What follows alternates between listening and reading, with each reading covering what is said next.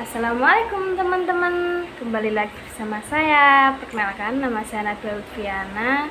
Saya dari Prodi D3 Kebidanan dari kampus Universitas Muhammadiyah Kudus. Saya akan belajar mengenai apa sih tanda-tanda bahaya bayi baru lahir. Sudah ada bayinya, kecil banget ya guys. Assalamualaikum Bu. Waalaikumsalam, silakan duduk. Iya Bu. Perkenalkan, nama saya Gita Nabila. Iya. Yang bisa saya bantu Bu? Iya Bu, gini Bu, ini kan saya baru melahirkan anak pertama. Saya masih bingung Bu cara merawat bayi dengan benar.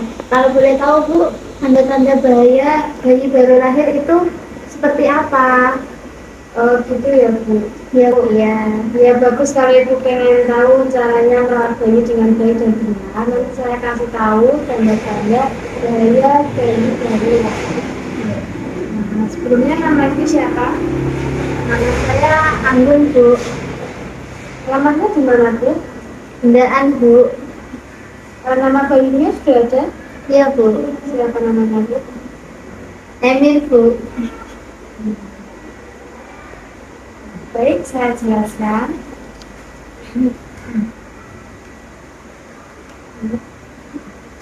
Tanda-tanda bahaya bayi baru lahir. Yang pertama itu malas menyusu atau minum.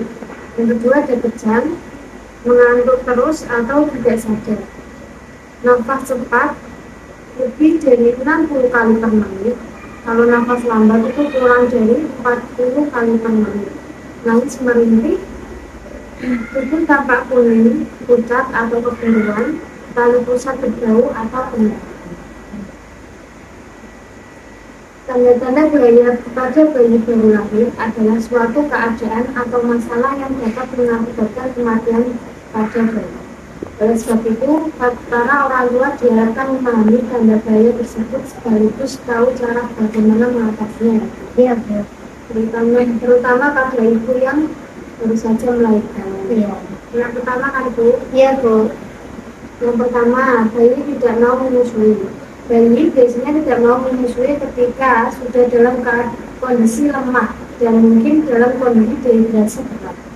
Jika mendapat kondisi ini, para orang tua bisa mengupayakan agar sang buah hati tetap menempel ke payudara ibu dengan cara yang benar. Terus yang kedua, kejang.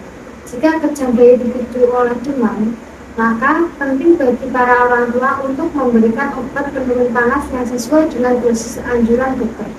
Jika bayi kejang tapi tidak dalam kondisi demam, para orang tua alangkah baiknya segera berkonsultasi dengan dokter untuk membicarakan kemungkinan penyebab lain. Terus selanjutnya, bayi lemah. Kondisi lemah pada bayi bisa dipicu oleh beragam penyebab seperti diare, muntah, yang berlebihan atau infeksi berat. Terus ada sesak nafas. Jika bayi bernafas kurang dari 40 kali per menit atau lebih dari 60 kali per menit, maka para orang tua wajib waspada. Selanjutnya, merintih. Bayi belum bisa mengungkapkan apa yang mereka rasakan. Nah, maka dari itu, ketika mendapati bayi merintih terus-menerus, meski sudah diberi ASI atau sudah ditimbang-timbang, para orang tua lebih baik segera menghubungi dokter. Selanjutnya, pusar kemerahan. Tali pusar yang berwarna kemerahan dapat menunjukkan adanya infeksi pada bayi. Saat merawat tali pusar yang harus orang tua perhatikan adalah jaga tali pusar tetap kering dan bersih. Dan selanjutnya ini demam. Bayi dapat didiagnosis mengalami demam ketika suhu tubuh terpantau lebih dari 37,5 derajat Celcius. Jika mendapati bayi demam, para orang tua dianjurkan sesering mungkin untuk mencegah kekurangan cairan. Selain itu, pertolongan pertama bisa dilakukan dengan mengganti pakaian mereka dengan baju yang tipis agar panas cepat menguap. Selanjutnya, mata bernanah. Nanah pada mata bayi baru lahir bisa menjadi tanda adanya infeksi yang berasal dari proses persalinan. Untuk mengatasi masalah ini, para orang tua bisa melakukan tindakan berupa membersihkan mata bayi dengan kapas dan air hangat. Yang terakhir ini kulit bayi kuning.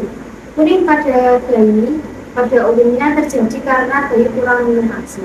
Tapi, jika kuning pada bayi terjadi pada waktu kurang dari 24 jam setelah lahir atau lebih dari 14 hari setelah lahir dan menjalar hingga telapak tangan dan kaki, para orang tua patut cemas. Kondisi ini bisa menjadi gejala penyakit kuning.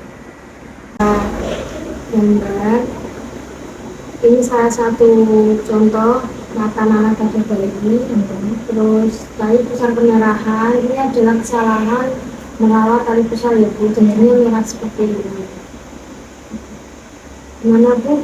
Ada yang mau tanyakan lagi kalau itu kurang paham, kurang jelas? Iya Bu, sudah jelas. Oh iya, Ibu menyusuinya gimana, lancar? Lancar Bu. Nah, kalau lebih baiknya tuh menyusui bayi 2 jam sekali ya Bu, jadi 12 kali dalam 24 jam. Nah, kalau sesudah menyusui, bayinya jangan diberikan dulu ya, lebih baiknya disendawakan dulu gitu. Iya. Terima kasih. Sama-sama Bu, itu sudah tugas saya. Nah, nanti kalau itu masih bingung, masih kurang paham, kalau punya waktu bisa kesini tanya-tanya saya. Baik Bu, terima kasih Bu. Saya juga belum bertemu Ibu. Terima kasih sudah menonton video saya. Jangan lupa like, comment, and subscribe. Dadah!